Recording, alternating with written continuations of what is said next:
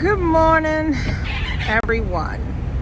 So I've been having thousands and thousands of people inbox me. Unfortunately, I am driving like always, and I just wanted you to know that we appreciate all your support. So a lot of people are confused about the incident that happened with my son on March the 1st, 2022. And a lot of parents are coming forward saying different things. Well, let me see if I can answer some of the questions for you. So on my page, I posted 3 phone numbers for parents that have children with IEPs and 504s. And some of you say, well, I don't have a 504 or IEP. How do I get it? So according to the Board of Education, the rights that they give to parents, any parent is able to request that their child be evaluated by the school. So a lot of people say, well, what if my child's not 5 yet? Well, my son was originally evaluated when he was 3 because he wasn't talking. He was jibbly-jobbling. He was a little bit, we couldn't understand what he was saying. So at 3, he went into the school system. Now, at the time, the program is called DECC for people that are like in Harrington, Felton, down that way. So my son was in the school system since 3. What I did was I had went to a program called, oh my gosh, what is it called? I'm trying to think, Child Development Watch. I think I said that right. A Child Watch Development, something like that. But anyway, it's in Milford, Delaware, but they have them all over the states. They did an evaluation on my son. Then they did a referral for my son to go into the school system at the age of 3. Now, the reason why you should always get your child tested is because if you feel that your child is behind or delayed, then you should get them tested. My oldest son's Zymir issue was, I was pregnant with him, and at the time, my doctor felt that there was a lot of health concerns. I had a big ball of fluid, a knot inside of me that was like right by Zymir. So I was having a lot of problems.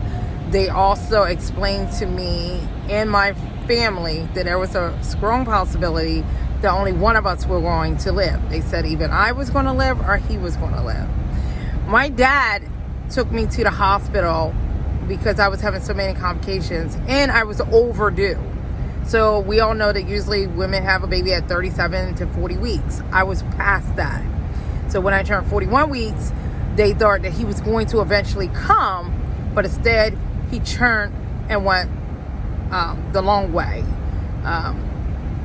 So he was the opposite way that he should have been. He should have been head down when he wasn't head down, and nor was he feet down. So he was, I can't think of the word, horizontal, I think it is.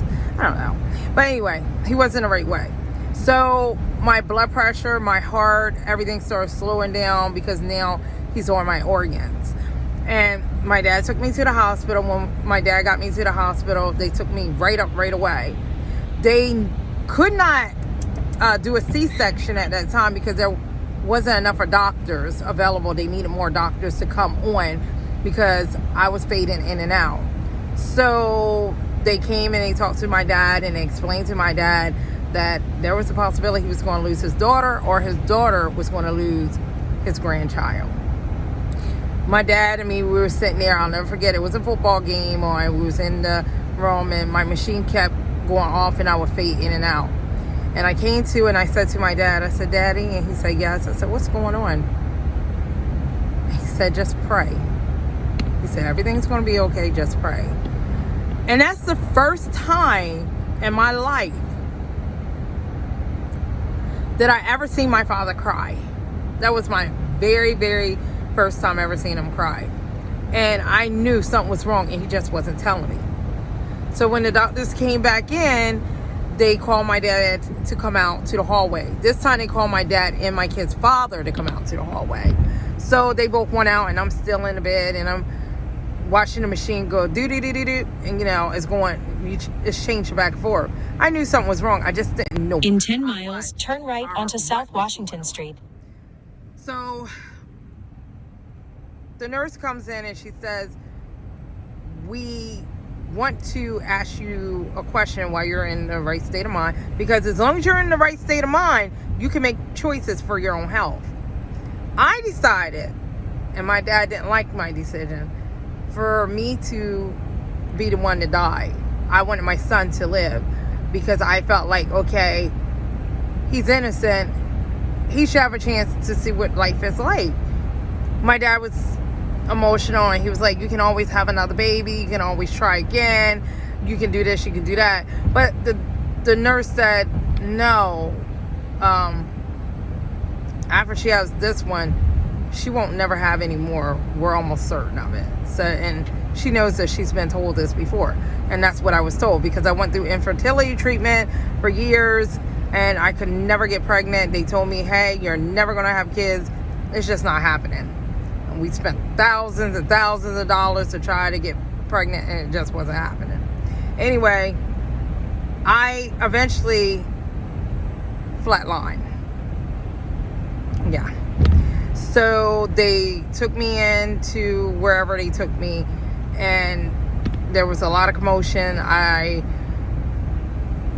remember someone saying that the doctor was yelling and screaming and cursing, that he wasn't going to lose me, but yet he didn't want to lose the other baby.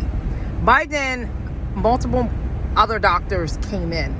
So usually when you have a C-section, it's you, the doctor, and whatever in there. In my situation, there was like 3 or 4 doctors working on me to get the baby out. After they finally got my son out, Zymir was huge. Woo! Bye-bye. And he was nice and plump. And he was automatically ran to another area. They hurry up and closed me back up, but I wasn't responding. So then I stayed in the stage for a while. People came and visited me. Some wrote cars and balloons and flowers and all this stuff. My family came. They were crying. I was in IC unit. I was in intensive care, and I was in a sealed little container like thing, and they had all these tools and all this stuff hooked up to me, and it was like, it was crazy. I was bleeding everywhere. It was just wild. And I remember them saying that someone had to take my baby. Now the question was, who gets the baby? So that's another issue. A lot of people say, well, how do they determine who gets the baby? Usually the mother side of the family gets the baby, because they definitely 100% know that that's the mother, because she gave birth. The father side of the family usually have to go to court to get the baby, or if the family on the mother side determines to give him the baby. In my case, I had said to my dad that him and his wife were to raise my child, and tell my baby about me. Tell him whatever he needed to hear about me when I was a kid, whatever. Just let him know who I was. I stayed in the hospital for a while, and then I woke up. And when I woke up, I immediately broke down crying, because I knew if I was alive and I looked down and there was no baby, I knew what had happened. I knew they made the decision to let him go and left me alive. And I was very, very upset. But I had tubes in my mouth and I wasn't able to talk. And I was just crying. And I remember at the time there was a guy named Jezreel with me. And I actually took care of him, because I took care of special needs and disabled people. I actually took the homeless ones and moved them in my house and let them live in my home with me, and I would take care of them, and I worked, and the state will help provide for them. Like, they would pay for their room and board or whatever. And so, because I was in a hospital, he didn't want to leave me. So he would have people bring him back and forth to the hospital, because I was like, hey, Mama Bear's in the hospital, gotta go where she is. So when I woke to, he was the first person that I actually laid eyes on. And he was so excited, the words just wasn't coming out of his mouth. And I just was like, okay, all right, come on. What's going on here? But anyway, he was like, telling me, Gina, you're woke. And I was like, making sounds. So he ran to go get the nurse, and the nurse came running in. And I remember when she came around the corner, she just smiled. Like, woo. But I was flooded with tears. So then she called a doctor. She couldn't take the tubes out or anything. She had to call the doctor. The doctor came, and he started removing the stuff out of my mouth. And then they would ask me to blank for this or blank for that, because even though I can't too, I wasn't able to move my limbs. So now I'm in the stage of being partial paralyzed because I can't move. So I'm laying there and I attempt to try to move, and it was more like my left side would move more, but my right wasn't doing nothing. That thing wasn't moving at all. So when I tried to roll, I was able to move my left leg, and I asked for Jazz to help me, and he moved my leg to the point that I could like kind of push on the bar of the bed with my feet and rock, and I actually almost tipped the whole bed over to the floor. So it was like, if it wasn't for all that stuff on the other side, I would have been on the floor. So these strong, nice, good-looking nurses that were men came in, and they assist and put me back in the bed. That took my attention off of everything for maybe a couple of minutes. But then the doctor came back in, and he said to me, you got to get better, because you got a baby that you got to take care of. And I froze. I was like, what? In my mind, I was like, a baby? It made it? I made it? That was like the best news ever. He also explained to me that the baby had a lot of health issues, and there was signs of Down syndrome, and there was just a lot that was going on, but the baby was alive. So I didn't care about nothing but the fact that he was alive. So anyway, I went ahead and pretty much started getting myself emotionally back where it needed to be, thinking about being a mom, what to do, just everything. It was my first time. It was I'm a mom. I made it. I'm a mom. So they explained to me, to see the baby, I had to get out of ICU. So that means I had to do whatever they wanted me to do to get out. And that if I didn't have any issues in my breathing, my heart rate was almost to normal, that they would move me into a regular room within 48 hours. So that was the longest 48 hours of my life. But finally I got in a regular room. Now, the thing was, if I didn't wake up, by that day, they were sending the baby home with my parents. So my dad and them would have the baby. My dad was older. I don't know how he would have did with the baby. Bless his heart. I guess some parenting skills would have to kick back in from way back in the day, because I was a grown woman and he ain't had no babies no more. Not for like 30 years almost, or at least 20. So, I think my baby sister was like 23, 24, something like that. So, he had to brush up on them skills, honey. But my dad wasn't scared to hold my son, because my dad said, whoa, when he seen him, he said he should have came out walking. He was, Zymir was 9 pounds and like 4 ounces. He was, a juicy little baby. So, I finally did get to meet him later on, Zymir, and automatically, you want to breastfeed because that's the best milk. But we attempted to, but I was on certain medicines due to health problems, and the breast milk wasn't good for the baby. So even though they breast pumped me, or allowed me to breast pump, I couldn't get the milk to him because the medicine that I was on, if that makes any sense. So then after that, Zymir went through a lot of challenges. I finally went home, and I had people to assist me. I actually went home with my kid's father. I didn't go back to my house because they said that I couldn't be by myself because I suffer postpartum depression. and I was having a lot of episodes, and I wasn't for sure if that was really my baby because I knew what they had told me. So that didn't really set too well with me, but that's a whole nother story that I'll tell you about another time.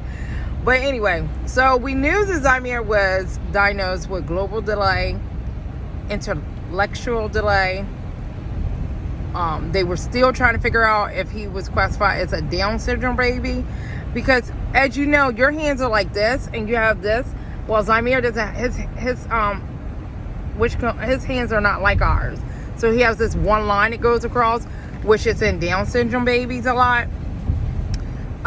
So his gene pool is different. But genetic tests are extremely expensive, and a lot of insurance companies don't want to pay for them. So we did get some of them done, but we didn't get all of them done because it was just way too much. You're talking about hundreds and hundreds of thousands of dollars to do this. And the tests that we did get done, some of them were from clinical trials where they wanted to study people like that had these genes or extra chromosomes. So Zamir did become one of the kids that they were able to do. So we learned a lot from that, and we learned how he responds to things and how he thinks. And you know, truthfully, like, he's in 4th grade, but he's only on like a kindergarten, 1st grade level. But the way the school systems are set up, they will allow your child to pass to another grade because a IEP puts them on another level. So a lot of people are saying, well, I don't understand. He's 10 years old. He's in 4th grade. He's this, he's that. No. There are people that are 40, 50 years old that are still on kindergarten, 1st grade levels or in baby stages. So don't let the age and number, size, no, you can't go by that. So like I was saying, Child Development Watch tested him as well, and they determined that he needed to start school as soon as possible so he could be able to function a little bit in society. But Zamir is the type of person, if you tell him to go get a bucket of water and pour it on top of Josh, he's going to go do it. I do this all day long with him. Why do you do it? So-and-so told me to do it. I was told to do it because he's doing what someone told him to do. And I'm like, no. But it's just, that's a battle that I fight every day. And I remember the school asked me this. They just asked me this. What are you going to do with him when he gets grown? What do you mean, what am I going to do with it? He's my son. I'm going to keep him. I'm going to take care of him. Because there's a possibility that the way he is and the way he manages his money, because Zamir went on a field trip. I gave him $20 to buy whatever. A little girl says, hey, Zamir, let me hold your money. He gave her his money, not knowing. Most kids were like, nah, I ain't giving you money. He doesn't know. He gave it to her. And the little girl kept it and spent it. And then he couldn't buy what he wanted. The teachers and them were aware of it. And they were just like, oh, yeah, we know, but we couldn't hold his money. I said, well, don't you think you should have told me that? At the next light, turn right. If you told me that, then I would have hold his money, or I would have came to the field trip. So mainly all the field trips where they work stuff, mommy came along. And that's what I did. So I done got way off the topic, didn't I, y'all? Just to give you a little background on Zamir and why he is the way he is, because that seems to be a lot of people's questions. He was tested for ADHD. He was tested for autism. He was tested for global development, intellectual development. At the light, turn right onto South Washington Street. He was in need. So Zamir has a lot of health issues, and he struggles with it every day. And you know, the thing is, mental people that are not like in 1.4 miles, turn left onto Hollowville Road. A lot with the smallest things, and that's him. But he wound up being in the school system. He's had an IEP since he was 3. So since he was 3 years old, he's always had an IEP. And everybody in the school building are aware of who I am, pretty much. All the teachers, even the teachers that don't even have my kids. I am one of the parents that attend a lot of school stuff. So when they have Santa Secret Shop, the book fair, fundraiser stuff, I'm always there. I'm also one of the parents that do a lot of donations. So if the classrooms, they send that list home and the kids are out of snacks, they're out of, right now it was the little bleach wipes and the hand sanitizer. I am a parent that brings it. I always bring in cases of water to the school so the kids will have drinks. So there is absolutely, positively no way a person in school building doesn't really know who I am. And I'm at the schools on a regular. Matter of fact, I post it on my page a lot of times. I'll post my little sons going in with the items or whatever. I post a lot of it. So thank you to Mike Thompson on Facebook that wanted to say who I am. Now you know who I am. Most of my stuff is on Facebook, and we do a lot of events in the community. We do a lot with moms from different schools. We do a lot. I mean, it's just something that I do. I take 10% of my personal money because I don't give my money to tithes and offerings at churches, because I actually do a lot of it online. So I want to make sure the money is going where I want it to go, which is to help people. So I take my 10% and I put it back into the community by giving to children and the elderly, the homeless, and single moms. Whether it's just dropping off diapers, that's what I do. But anyway, back to the IEP stuff. So there are people are saying, what do you do if the IEP is violated? There's a couple of things you could do if your IEP is violated. One, you can ask for the school to revive it, meaning, and I know I'm not talking right, it's okay, to redo it. Second, you can contact the Board of Education. The Board of Education, you can file a complaint through mediation, and you could do a complaint through a dual process, which is a hearing. There is actually a panel. Dual process is open to the public. So let's say that Johnny has an At the next light, turn left. And Johnny mom files a dual process. Well, anybody in the world can come and sit in on the hearing and listen in and see all the facts and the details of the hearing. So if, for example, say Johnny fell and broke his leg and there's a video of it.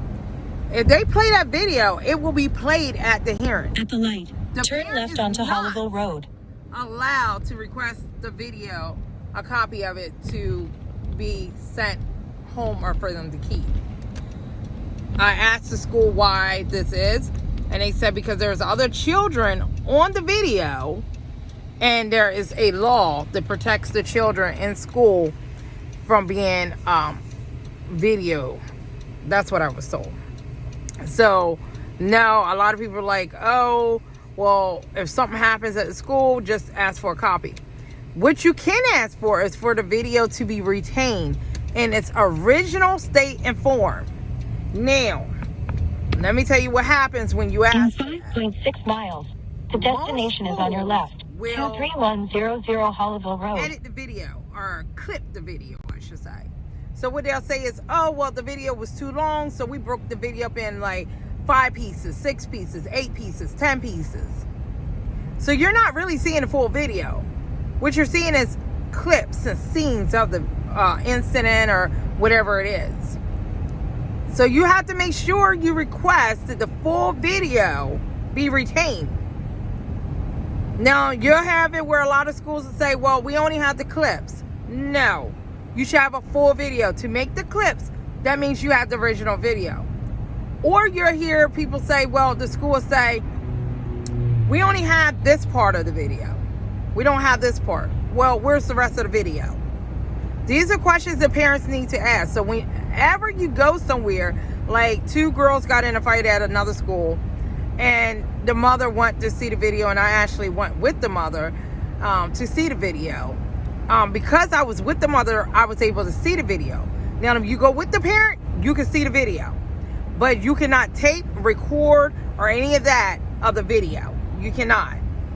If you call any school, they'll tell you the same thing. If an incident happens, you are not allowed to get the original copy of it.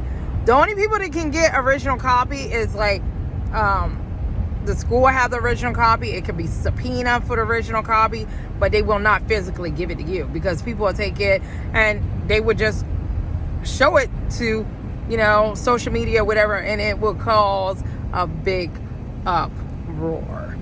So the schools are very smart to tell the parents why you cannot have original video or why you can't have a copy of it.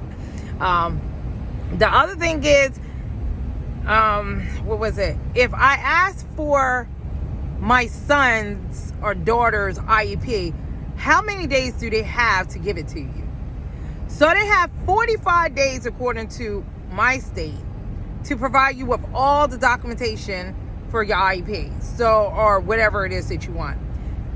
When you ask for records, you can ask for progress reports, report cards, counseling reports, evaluation reports, IEP reports, and you can actually ask for it to go all the way back to the first day your child had an IEP. Yes. So if you want it every single day or every single whatever, you can ask for it, and they have to provide it within 45 days, because these are public records for you of your child. So, for example, my son has had an IEP since he was 3. He is now 11 or 10. Oh, he's about to be 11 this year. So, therefore, I can ask for 7 years, because he started at 3 and now he's 10. So, I can ask for 7 years. They have to go back 7 years. Now, they have 45 days to provide that for me. If they do not, they're in violation. The other question is, how do you know when the school is in violation? There's a book, and you go onto your state website, type in, I don't know, Mississippi IEP rules and laws and guidelines. They have what the schools have to do in there. I think Delaware's is a little book, and I think it's like maybe about 15, 20 pages.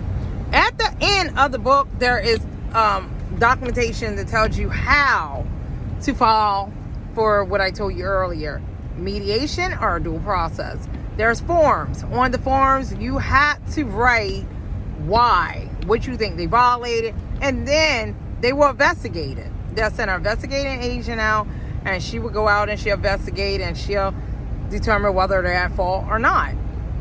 Then y'all will come up with a resolution. Most parents, such as myself, we only want the best for our kid.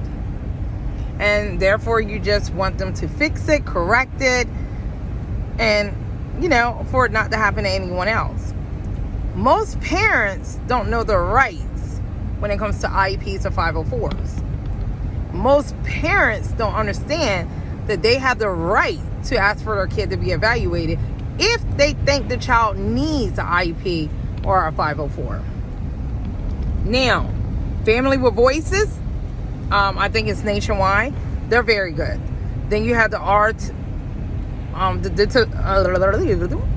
the Disability Act people.